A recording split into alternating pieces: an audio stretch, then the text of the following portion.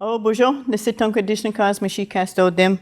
Neo shingabing donchbang. De yat daily duts on the aga, nishna be queen now. Shaganashmo swin liz Akiwenzie. Me gwachka jamli do for middle gishgut. Me gwachka jamli do for middle bamads win. Me gwachka kwe. For middle bamads win. Say not a motion gajamli do, nishna be queen, nishna be nana nini. Not a motion gajamli do for shaganash kwe, shaganash nana nini. Not a motion gajamli do for nisiton kwe.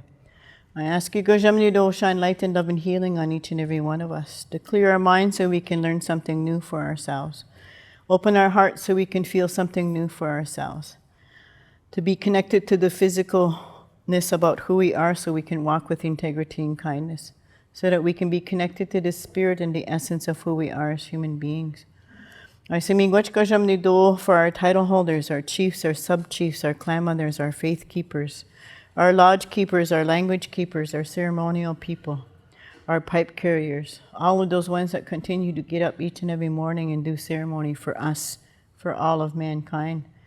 I say, Miigwech Gajamni Do for all my relatives that are getting ready to go fasting, those ones that are giving up their food and their water, so that there will be a well-being for the children, for the men, for the women, for all of creation. I say miigwech for all of my relatives that are in Creator's world. I say miigwech to my dad and my sisters and my brother that's in Creator's world. I say miigwech to my mother and my sisters and my brother that walks on this earth. I say miigwech Gajamni Do for my children and for my grandchildren. I ask you, Gajamni Do, to shine light and love and healing around my sister Dequamjigit as she walks through her world. I ask all my relatives in Creator's world to surround her with their love and their light. And also for my grandbaby, Menodomo Kunskwe, that she gets what it is that she needs to feed her heart, mind, body, and spirit so she can step back into the light and the essence of who she is and her purpose in life. I say miigwech to my friends and my extended family and ask Creator to surround them with light and love as they walk through their day. I say miigwech for being here at this moment and for inviting me into this space. So with that thought and with that understanding, I'm going to get Dan to take around the medicine. And what this medicine is, it's what we call smudging. And the intent is we always, no matter what it is we do, we use our original medicines that come from the earth. And it's about smudging. And smudging is about clearing our mind so we can learn something new. Clearing our eyes so we can see what we need to for the benefit of our good. Cleansing our heart so we can feel what we need to as we walk through the world. Cleansing our physical body so we walk through the day with integrity and kindness, so that we're connected to our being, so that we can be present as we gather in this circle. So I'm going to get him to take that around. And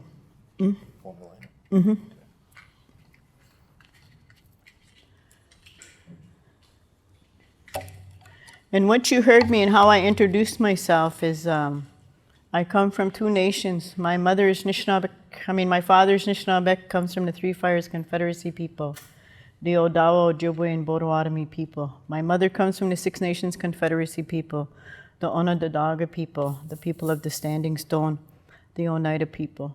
So I acknowledge both those parts of who I am as I walk through the world. And I am really grateful that I come from those two nations. And to introduce myself, as my name is Nisitonkwe, which means understanding woman. Doesn't mean I understand everything, means I'm always looking to understand. My Oneida name is Deyat Deladuts, which means she who reasons and she who sees both sides. So both those names truly describe who I am as I walk through the world. My name is Akiwenzie. It's just the name that the government and the systems have oppressed me with, and who have harmed me mentally, emotionally, physically, sexually, and spiritually as I walk through the world. So there is no great honor in carrying this English name. Not as much as I have more light and love inside of myself with Nisitonkwe and Deyat and Deladuts, because she's the one who continues to grow and shift and move. She's the one who has healed those things that were put in her pathway since I arrived on this earth. And so just to acknowledge that and to give thanks. And as Dan takes this medicine around, I'm going to offer a song, and I'll get used to sit with your feet flat on the floor.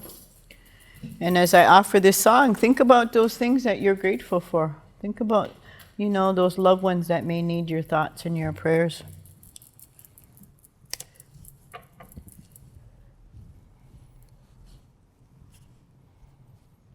Oh.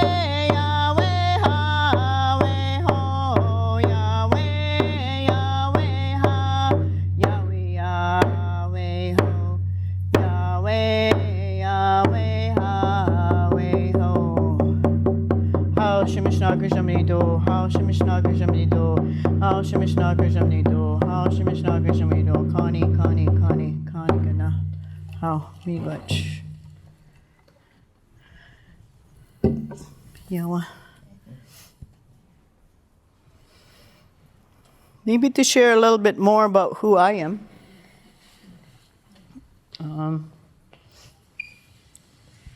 My English name is Akiwenzie. Again, like I told you before, it doesn't mean too much to me. Really, it's just an oppressive name that the government has control over me as I walk through the world. And that's really isn't even my real last name anyway. Akiwenzie got anglicized. It should have been Kanzi, old man listening to the earth. And there's a whole another big story around that one. But I'm also a mother of 6 children. I have 3 sons and 3 daughters. I have 10 grandbabies. My last grandbabies are a set of twins. And at this time, I'm counting the sleeps because I get to spend 2 days with them this weekend. So that's exciting to me. Those 2 feed my spirit.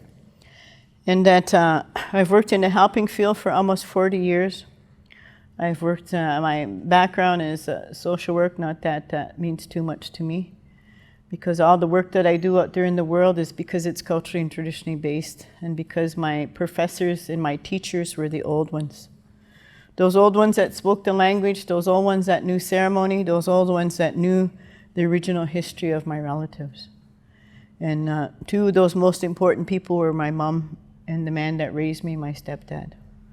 But also my biological father, who was kidnapped when he was 4 years old and taken to residential school, and who was mentally, emotionally, physically, sexually, and spiritually abused in that institution.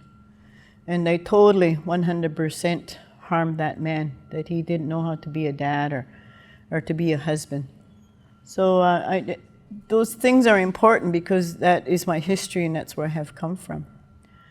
And I am not necessarily a good supporter of educational institutions, because I was forced to go to a Catholic day school that was not nice, was not good, did not learn anything there except pure survival from morning to afternoon, every day for 8 years of my life.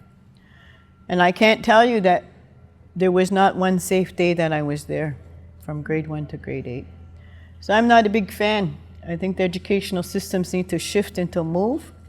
They need to look at the historical impact that all of those systems have done to my relatives, because that is real and that is true.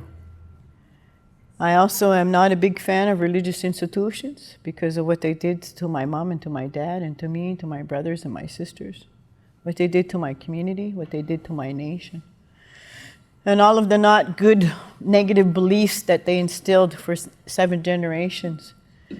And so it's just ironic that this is what I do for a living, is I'm a cultural educator. And it's not that I aspire to be that, but this is where my pathway has brought me to. But I would not be here today if it wasn't because of those old ones that knew ceremony and knew healing. I would not be here if it wasn't for those medicines. I would not be here because I know that the systems would have taken my children away from me. And if they would have done that, I probably would have took my life, because I would not have been able to live without my children. So I lived in fear for the majority of my childhood, because my mother was always threatened that, say it's going to come take your kids, say it's going to come take your kids. Didn't know what that meant as a child. And my mom protected me with her life. My mom never had any alcohol in her system. My mom worked hard. Our house was always clean. And to this day, as a grandmother, I still don't know how my mother fed us. Never seen a lot of food in the cupboards in her house, but she always managed to be able to feed us. So she is the most resilient woman that I know. And to this day, you know, I think about all the people that she would house in our small home. If they didn't have a place to live or they needed a meal, she would feed them and she would house them. You know, I used to think, you know, there's really hardly any room in this house, and she would still have some place for someone to sleep. She'd have a place at that table and feed them the little bit that she had. So I think about her today, because my mother's going to be 90 years of age at the end of this year, and you know, and she's getting tired. My mother is tired. She wants to go to Creator's world.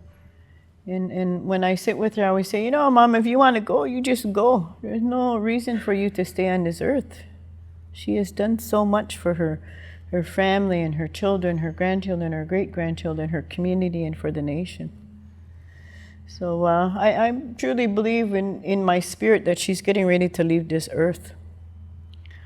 Will I be sad that she's gone? Yeah, that I don't physically see her. But I also will celebrate her life, and I will continue to share stories about my mother and all that she has taught us, directly and indirectly.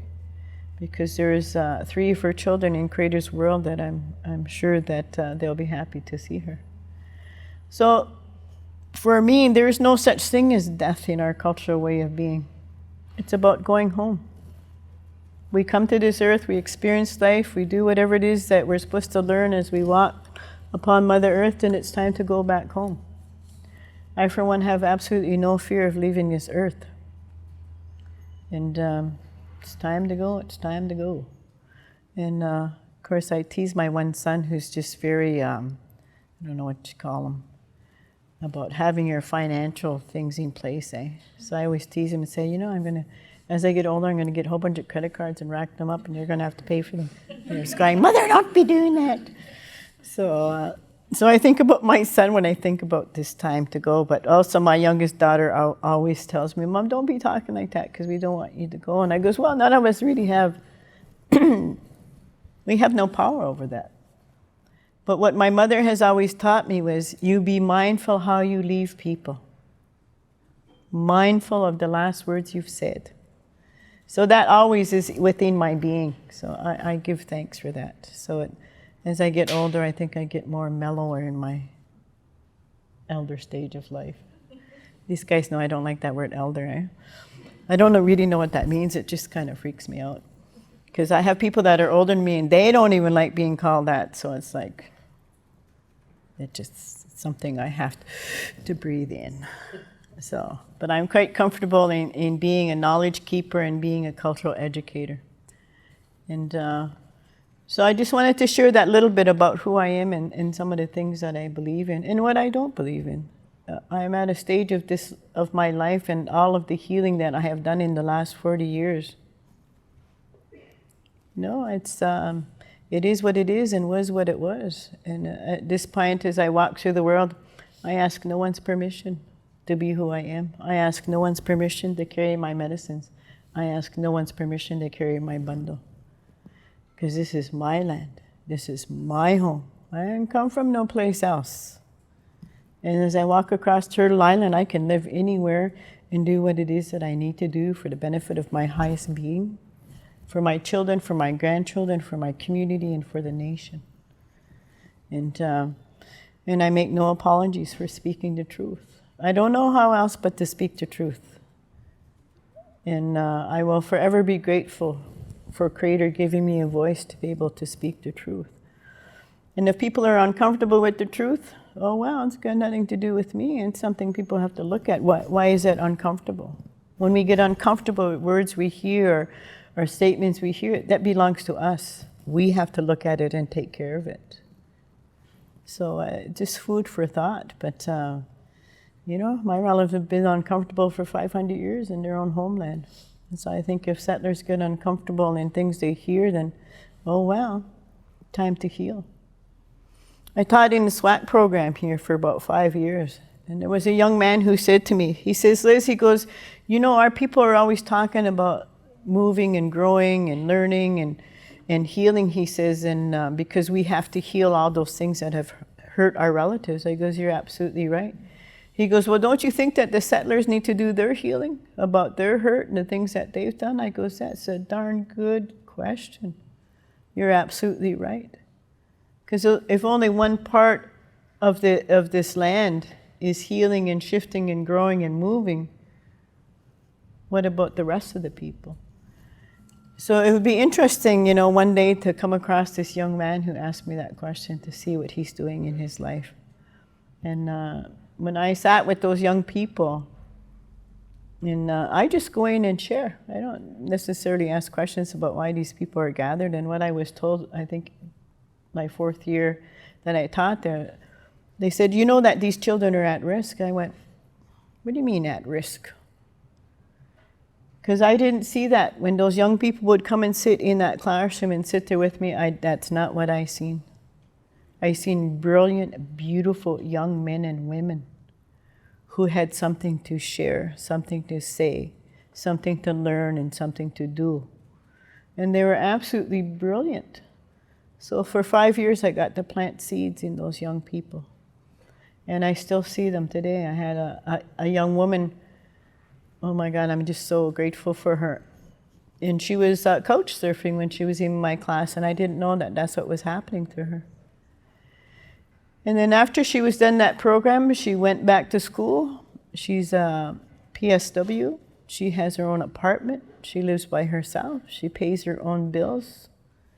And I'm so in awe of her resilience, of knowing that she chose herself. And she made a commitment that she was going to change her life, and she did it. But she did it out of the love for herself. And she did it out of her love for dancing. She's a jingle dress dancer, and she's a fancy dancer. And she sews, she does beadwork, she does her own regalia. That young woman one day will be sitting where I sit.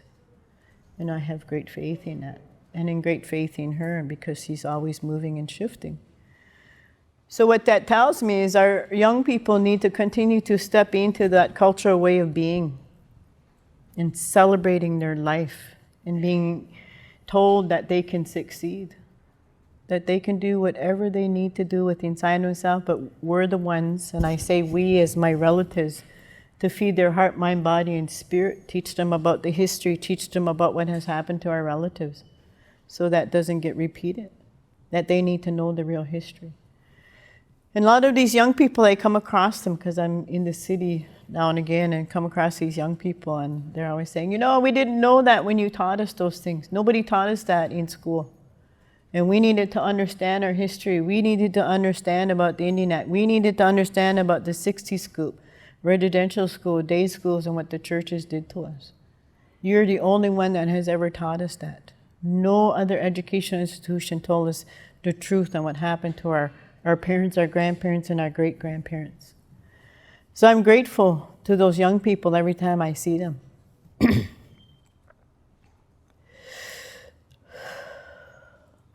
Because they're my hope.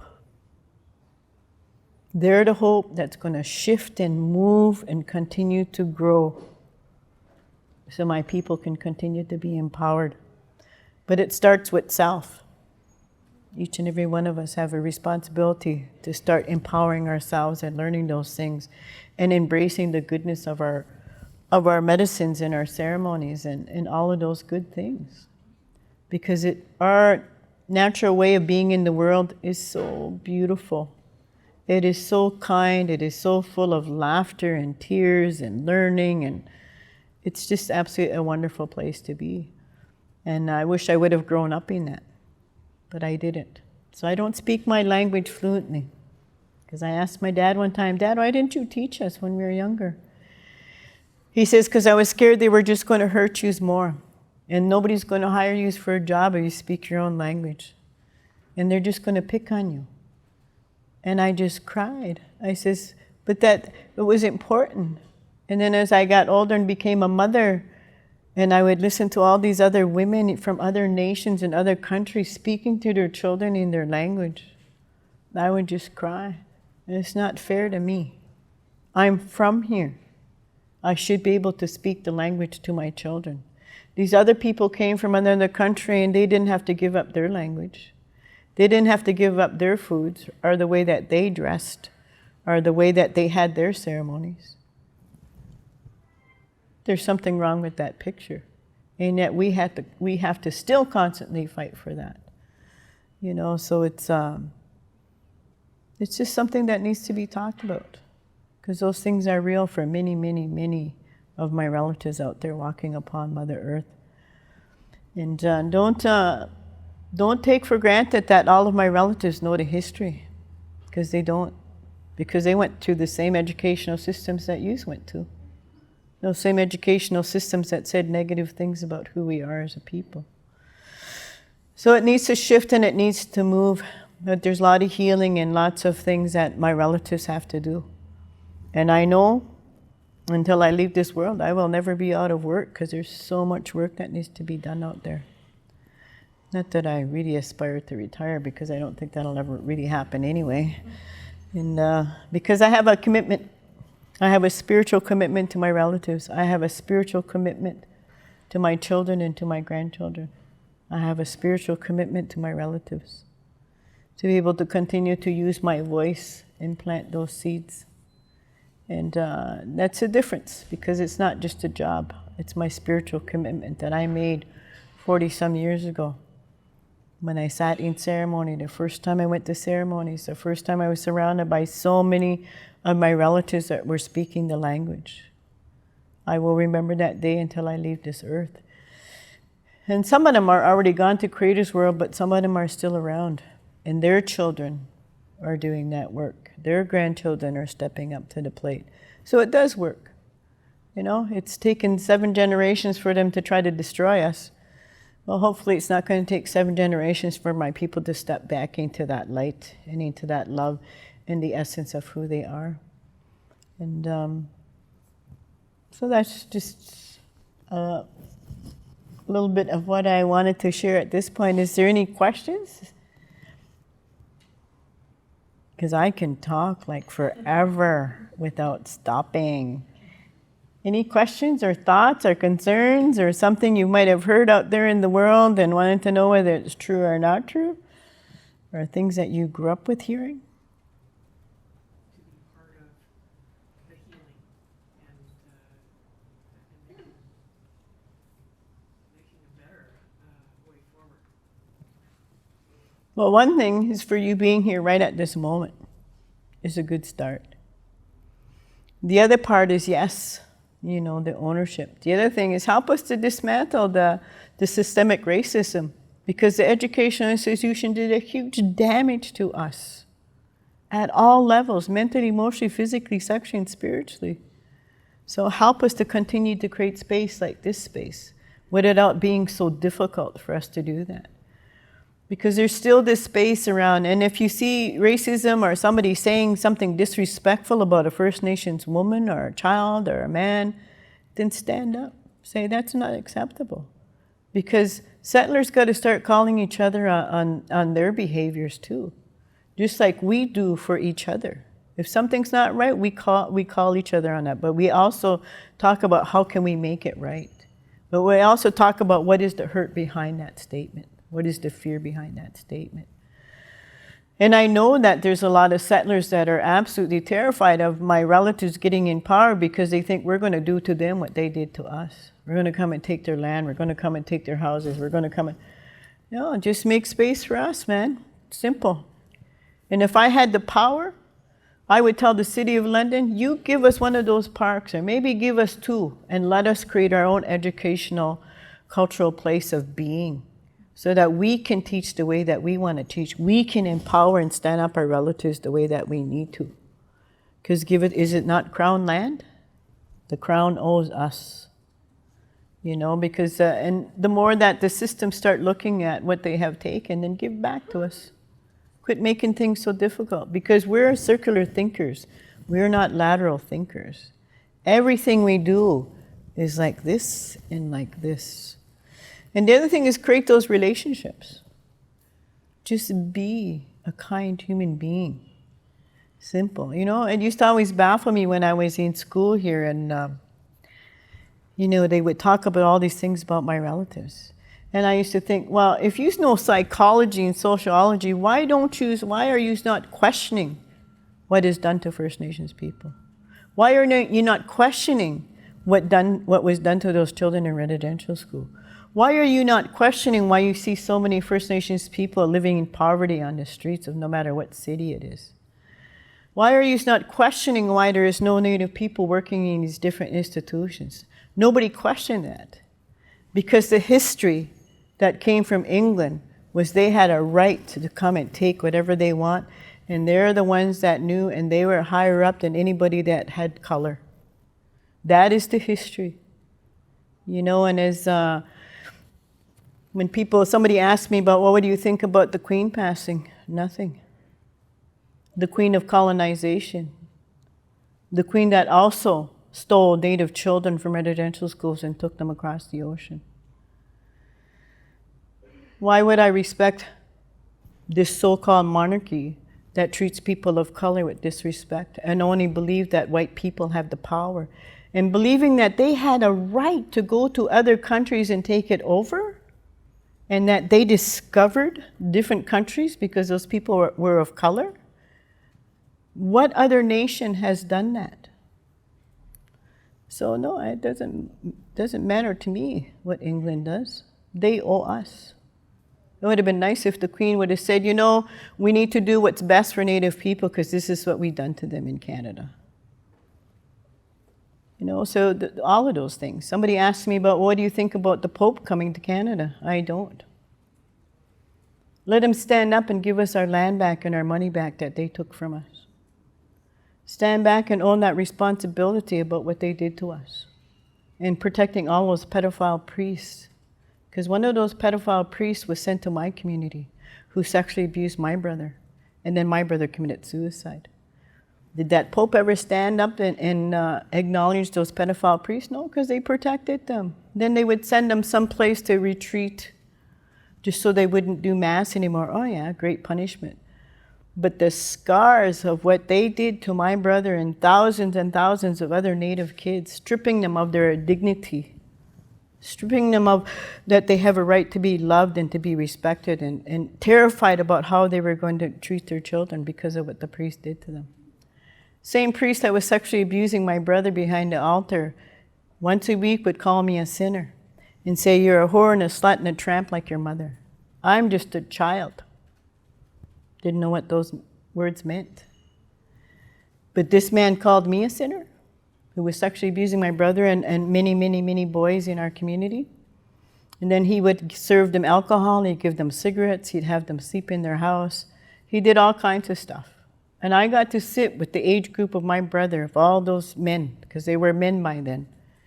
And one of this man that I've known since he was a boy, he says to me, you know what, Liz? He says, your brother is a hero. And it was like, what? He says, at least he had the courage to take his life. He goes, I only think about it. He says, I don't have the courage to do that. So he says, he's my hero. And those men start telling me stories about what was happening to them and what had happened to my brother. So all of those are real. But the systems out there don't want to hear those stories. Because heaven forbid, we need to protect these institutions. We need to protect, it's always amazing to me that it's always, we'll protect the perpetrators, but we won't protect the victims. And what was interesting, there was a group of elderly people in, that's probably my phone, elderly people in the Philadelphia area, and they talked about being sexually abused by a priest there. The Pope apologized to them. And this was years ago, and took them years and years and years to come back and for them to apologize to us. But a brilliant little 3-year-old told me one time, there's no magic in saying sorry. She's absolutely right. There is no magic in saying sorry. So is the Pope saying sorry and I just have such empathy for you and I understand your pain? No, he doesn't. He doesn't know what it feels like to be mentally, emotionally, physically, sexually, and spiritually abused, to live in poverty, to not have the same access that other people do. No, he doesn't. So sorry. That empathy doesn't make sense to me. You know, and saying sorry doesn't make sense. If you're sorry, then show me. Actions speak louder than words. You know, and what's the richest institution in all of the world? Catholic Church. You know, and still don't take really responsibility. So the Word of God, what did I learn in that institution and in that day school? That you can lie, you can cheat, you can steal, and you don't have to admit you're wrong, but only if you're white, then you get away with it. But if you're brown, you're going to get punished, you're going to burn in hell, we're going to send you to prison, we're going to send you to jail, we're going to punish you. So that's the message that I got as a girl walking through the educational system, because it was different. I worked in the justice system, it's the same thing. There could be a white man and a brown man standing there, they could even be co-conspirators, do the same crime. Guarantee you that the native man would get more sentence than the non-native man. Seen that when I used to sit in the courtroom and listen to all those things. It was like, whoa. Worked in a women's prison. Every one of those native women that were in that place were either in the foster care. They were sexually abused in those foster care places. They were told that they're stupid, that they weren't valuable, and that all they were good was for somebody's sexual pleasure. So to escape from some of those perpetrators, they end up committing a crime and ended up in prison. And some of those women used to say, well, at least I have a bed to sleep in. I'm safe. I don't have men coming in after me all the time if I'm in prison. That's crazy. That's crazy thinking. Thinking you're more safe being in a prison than being out there in the world. That's why we make good prisoners. We've been prisoners for 500 years. You know, lots of my relatives will just plead guilty and don't know how to fight the system because they know they're going to get more sentence than the next person. So they just, okay, yeah, I'm guilty. There's a young woman who spent her life in prison. I truly believe she's not guilty. She's 65 years old, and now she is fighting the system that she was wrongly accused because she was drinking, and they said she did it. She goes, well, I was drunk, so I thought, well, if they said I did it, I must have did it. So she pleaded guilty. She spent her whole life in prison. Was in prison since she was 19 years old, and I believe she's 65 now. But what can you do about that? Does it change anything? Does it look at Native women differently? You know, and working in that prison system, I can't see how those guards are happy about going to work. It's not a nice place to be, even to work. I'm surprised I was there for 5 years, but it was the most educational job I have ever had in my entire life, working in that system. I learned lots, and I learned lots from those women. And just beautiful, beautiful Native women. Just, oh my God, those women should be on posters. They're so beautiful. But their story was not good. And so there's all of those kinds of things. The health system. Native women, being used of science experiments across this country. Native women, their babies being taken away from them when they're born and saying, oh, your baby died. And then finding out years later that that child lived and that child was adopted out. All of those, the lies and the deceit that was done to Native women in this country is horrific. And then, it's a nurse or a doctor can call CAS on any Native person in those hospitals, get their kids taken away, not knowing anything about that family.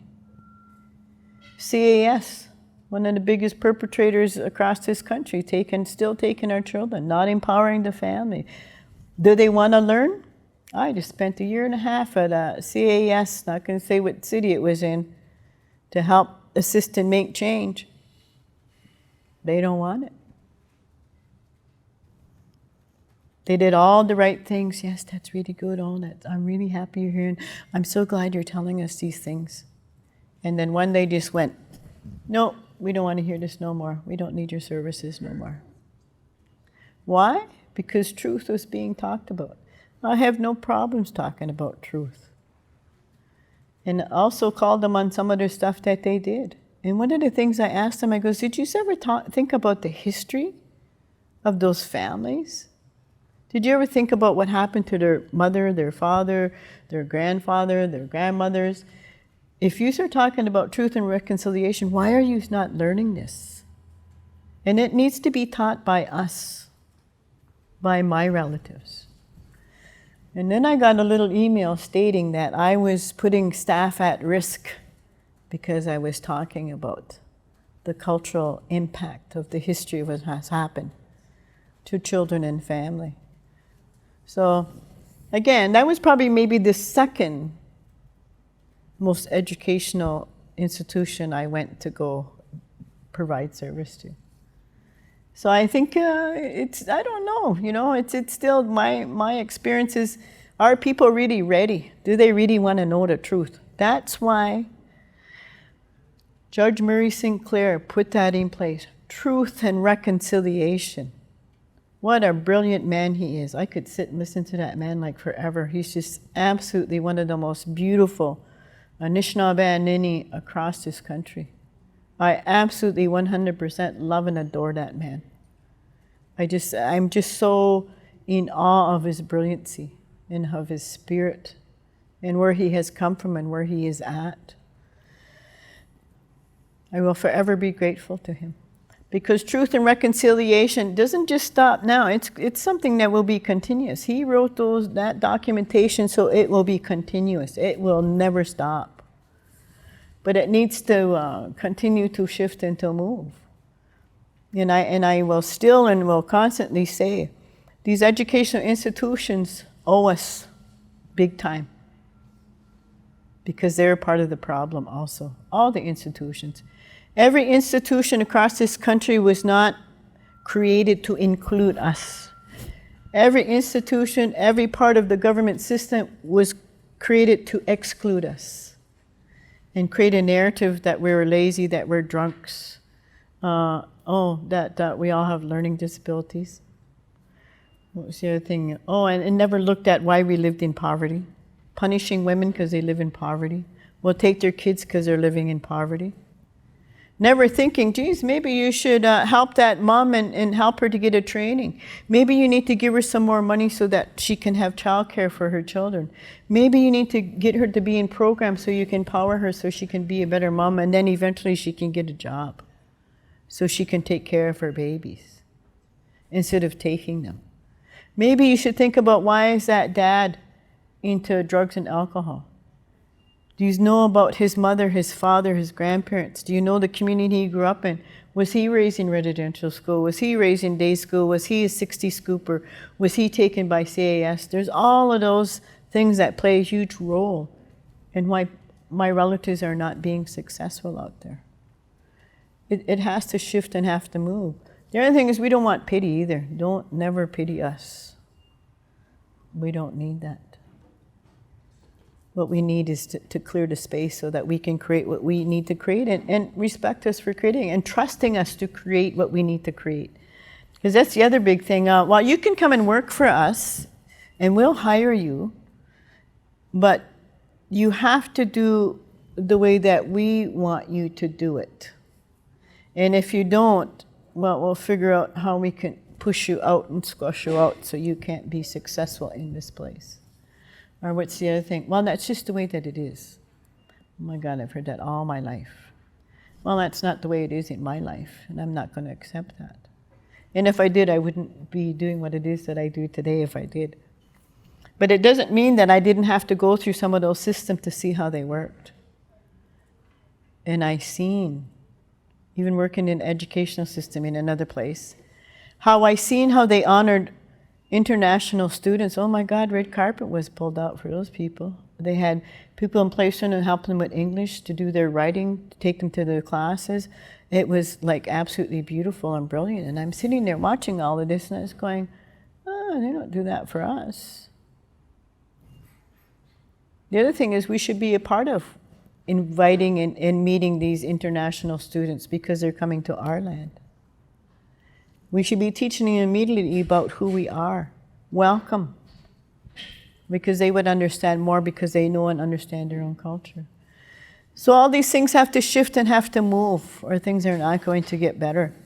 Because for 7 generations, and it still kind of upsets me, this word residential school. It wasn't a school. The intent was to kill those children. And the intent was to take those children away from their mothers. Because the systems knew since 1492, Native women were up here. Native women were the life givers. Native women were the first teachers. Native women were the nurturers. Native women were the leadership. Native women were the spiritual foundation. That's why I wear this skirt, to represent all of those women that stood up and brought those teachings and taught me about what does that mean to be a Native woman. And because all of our skirts mean something. And that's what it reminds me of every day.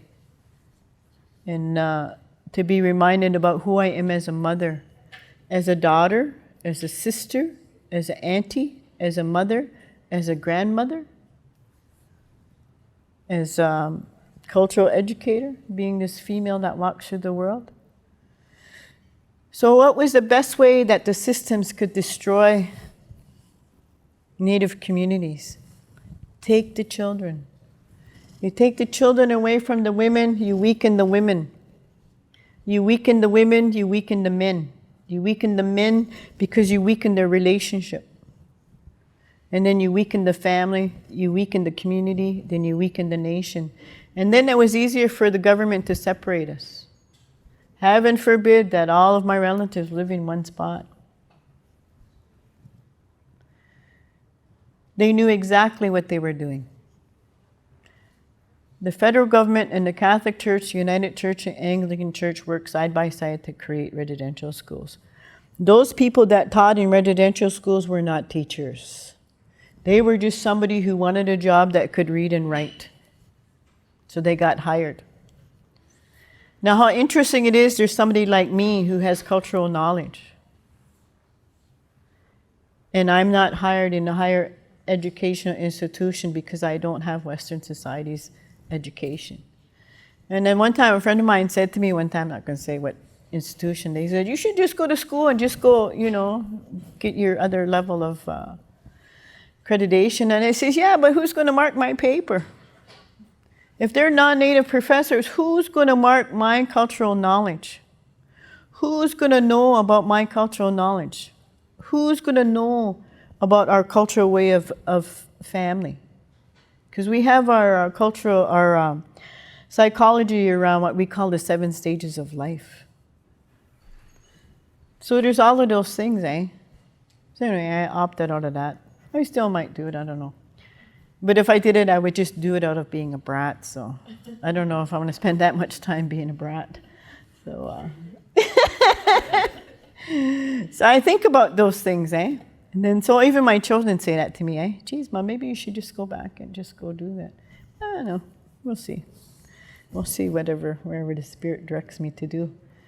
But all of those things play a huge role on how my relatives walk through the world. And there is still so much pain that we have to heal. The mental, emotional, physical, sexual, and spiritual abuse from residential school, from the 60 scoop, from CAS, from all my relatives being in foster care. And I met a young woman the other night. I did a presentation at another educational institution. And this young woman, she's in learning about the justice system. And she says to me, she goes, I need to share something with you. And she started to cry. And she says, my grandparents were foster parents. She says, my grandparents were not kind to those Native kids that they took in for care. And she just cried, and I just hugged her. And she says, and I want to learn something different because I don't want to be like my grandparents were. And I thanked her. That's truth and reconciliation. And she's just a young woman. You know, and I'm sure that she loves her grandparents. But that's the truth. What she shared with me was the truth, and it hurt her in the core of her being. So those kinds of things. Truth and reconciliation. You know, I had another young woman come up to me and ask me, she goes, you should be teaching in these places because we need to learn that, because we're not learning those kinds of things from the professors that we have. I go, that sounds really nice, thank you. But these institutions are not going to necessarily acknowledge and honor me of the cultural knowledge that I've had and the way that I teach and what it is that I teach. And the other thing is I don't like marking papers. So I just have to say that out loud. That's my truth. And not to say that I can't, but I think I'd be more creative if I were to be in that kind of setting. And it wouldn't always be about writing, because I think there's other ways of people learning. There's other ways of people expressing it, and other people of taking in that information and being able to show what it is that they learned. And that's the part I just absolutely loved about the SWAT program, because that's what I would get them to do. Beautiful, absolutely magnificent creativity. Because my thing is, you just need to show me that what I taught you, did you take it in? Did you learn it? Is it, whatever? Because our teachings is our educational system. But our teachings is a way of life. It's just not something we talk about. I live it. I just don't talk about it. I live it. And no matter where I go, you could give me an agenda, but I probably wouldn't follow it. Because it's just not my way. I have a very strong belief in Gajam Nido, my higher power. I have a very strong belief in my ancestors. They're the ones who guide me through my world. What I know and what comes through me, that comes from my ancestors. I'm just a physical vessel that it comes through. And what I've learned about that is, that's the other part about how my relatives were hundreds of years ago. It was purely the Spirit that guided us to do the work that we did. Whatever that natural gift was that we had. Whether it was medicines, whether it was ceremony, whether it was songs, whether it was dance, whether it was what they would call prophecies. We always had those people amongst us. It would be one of our children or our grandchildren. So collective, we had collective knowledge, and we had a collective way of being in the world. It wasn't one person. It was a group that made decisions. There was a point in time where it was the men who sat in that middle circle, and the women would sit behind them. But it was the women that gave direction to the men because they were representing that clan family, or were representing the family. And they would sit until they came to a place of a decision that was going to be the benefit of all people, not just one family, just not one person. But they would hear people. And if there's other people that needed to stand up and to share something, they were able to speak, and they were heard, and they were seen, and they were understood. So it wasn't that. And until in Indian Act and the federal government come in and disrupted our communities and made them vote in chiefs and council. That was not our way. That came from, culturally, it was never that way. You represented your family, your clan family, and that everybody was a part of that discussion. So the government system did a really good, they did a good job in dismantling all those good things that we had. And then I put in turn the Indian Act. And then our people got so colonized that they opted into believing in the Indian Act. And it's not in there now, but it's still in there around, at some level around, if a Native woman married a non-Native man, she would be stripped of her identity. It's still kind of like that in a sense, because if you're third generation and you marry a non-Native person, your children will not be recognized as being a First Nations person. So that's how they get away with it. So eventually, they're still working at getting rid of us. That was the whole intent. The intent was to get rid of us. None of us were supposed to be here by the year 2000 in the US side and the Canadian side. That all First Nations people, all Native American people were supposed to be gone off of North America by the year 2000. Trick them. We're still here in the year 2022. We ain't going nowhere. And even if we could go somewhere, where would we go? You know? Just give us our land back so we can create our own, what's deserved to us. That equality, you know? Why is there a province that's just French people? Does people think about those things? I certainly do. So if you can have a whole province that just is about speaking French language, then that give us different parts of the city so we can learn our language. But we have many different languages. Can you imagine how different that would be? Give us a whole province. Then let all my relatives, we'll all move to one province and create whatever it is that we want to. Or what's this other thing they would do? They would fight over, the federal government, provincial government fight over about who's supposed to do whatever for us. Like we're like wards of state. We were never wards of state. Never. Never were we. The federal government was supposed to put in trust all the resources that they got from the land, from the water, from the trees, from fishery, the diamonds that come out of the earth. All of that money was supposed to put in trust to take care of us.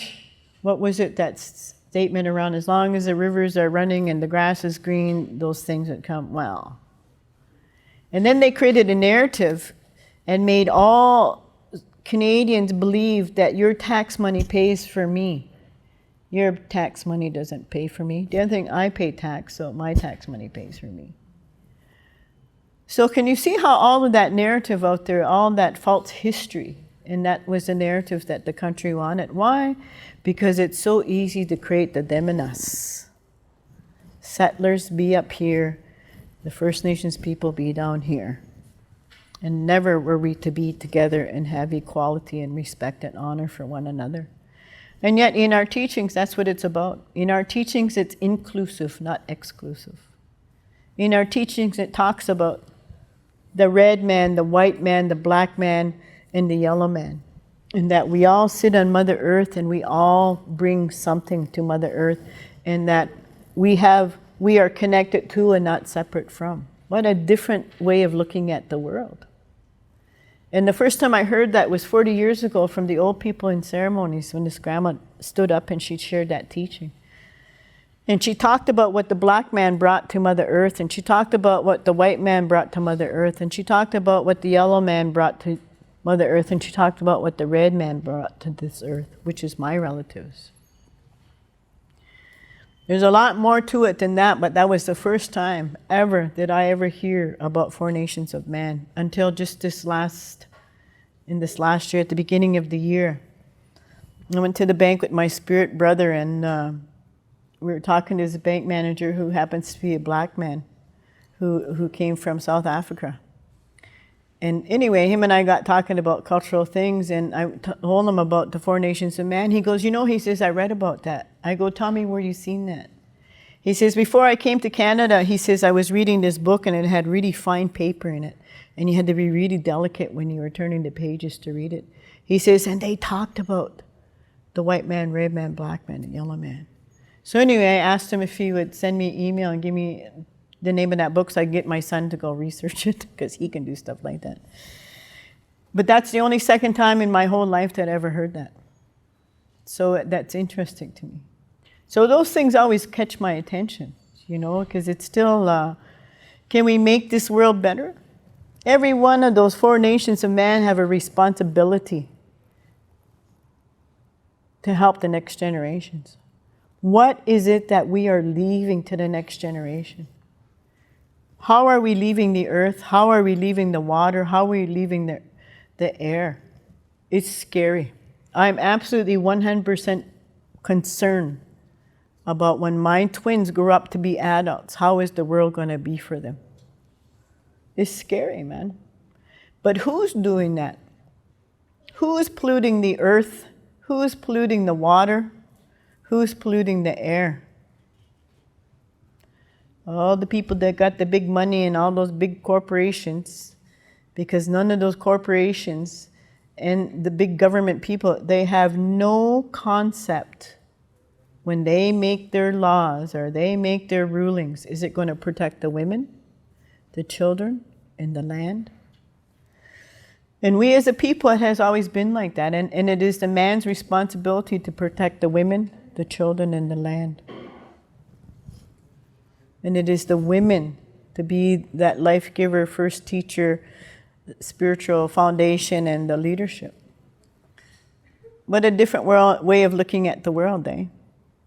And that we look at the world that what I do, how I act and behave, and the decisions that I make in my life, it affects my children, my grandchildren, my great-grandchildren. It affects my mom, my grandmother, and my siblings. It doesn't just affect me. But the systems are not worked like that, eh? Or they want everybody to be the same. And we're the same, but we're not the same. There is a difference. What we have that's the same, we all have a heart, we all have a mind, we all have a body, we all have a spirit. How we take care of that, it's different depending on what nation you come from. But it's there and it's time. It's time to come and start. I don't know how to shift it. I think the other thing is when you said, well, how can we make this better as settlers? Well, call on your political body to make those changes. Put more of our people in some of those political places. Not just one, though, because we're tired of being the token little native people. You know, there was a young man last year that ran for NDP, and he's a chief in his community. Brilliant young man. Oh my God, I think he would have done really well. But the other thing is that kind of leadership is usually culturally based, who knows their teachings, knows their language, and practice it, just not talking about it. So it's possible, but it has to be more than one, because I, for one, I'm tired of being the checkbox. So I've walked away from different educational institutions because I was just a checkbox. If you're just playing with me, don't waste my time, because I have lots of work that I can give. There's lots of things I can do, that I can create. You give me the time and the energy and the finances, I'll create it. But I'm not going to stay where if I'm just going to be a token person, it's like, nah, those days are over. Because I don't need it.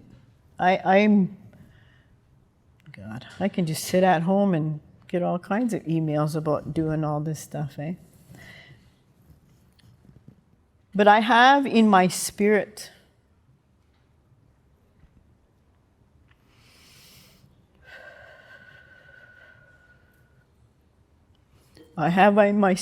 the commitment to create a pathway so it's easier for the next generations. And I have a spiritual commitment to share as much as I can, to plant those seeds so there will be positive change in creation and in the world as far as that goes. I have a vision and I have a dream. And I'm hoping I can see it before I leave this world. That there'll be 4 nations of women in a circle. And all of us women standing there, with our collective energy and our collective mind, our collective spirit, our collective heart, in saying enough is enough. We have a big enough country, we have a big enough world, we have a big enough space that there should be no child that needs to be harmed. That the women should not be harmed anymore. That they should be honored about who they are. And to stand up our men and to honor them for what it is that they're doing to protect the women, the children, and the land. And that everything that we do enough is enough. And I truly believe that it is time. The energy in creation is shifting. Mother the Earth, what happens to her happens to us as women. What happens to us as women happens to the children. What happens to the children happens to the men. What happens to the men happens to all nations. And that is real. Just pay attention to what's happening out there in the world. And who's creating the wars? Is it women? You know, when I think about that, for the last 500 years, men have been in charge in all kinds of ways and places. Provincially, federally, institutions. I don't think they did a good job. Because if they did, women and children would stop being killed and harmed. And it's not about disrespecting the men, that is not my intent. Because there's lots of really good men. So it's time. But it's time, listen to us. And what we say is, O Gitchada, O Gitchada Kwe, O Gitchada Nana Nini. Those warriors of peace, those trailblazers, those ones that go first.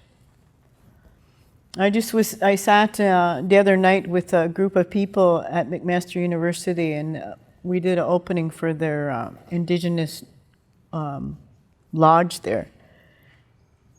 And they were talking about these other women that went first. And I know these women. I know them personally. And I just went, thank you. Because those older women went first, and now I'm coming behind them. And now I need to bring some more women behind me to continue to do this work. Because it doesn't stop. And the intent is we need to share that knowledge and that wisdom and that understanding and start standing each other up. But is it a commitment? Yeah. Do we do things a little bit different? Yeah. And I'm glad we do. Because one of the priorities is we need to take care of ourselves. Because we are still unraveling the mental, emotional, physical, sexual, and spiritual abuse from our parents, our grandparents, our great-grandparents, and us, to clear that away. The more that we clear that away, the more the light gets bigger. The more we get to see and to hear each other. To me, it's just as simple as that. And our medicines and our ceremonies do that. But you have to want to let it go. You know, the people don't think about why is there a high degree of young Native people dying because of opiates. Well, we certainly didn't bring those drugs to this world.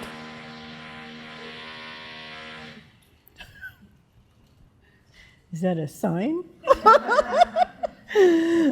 But, you know, to change that. And nobody thinks about why is this happening? It's happening. People do not do drugs and alcohol because life is good.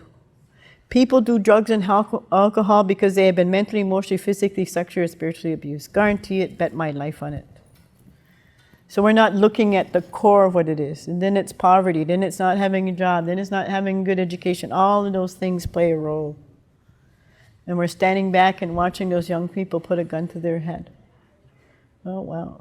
Because in my communities, in the Native communities, there's funerals almost once a week. Somebody's dying.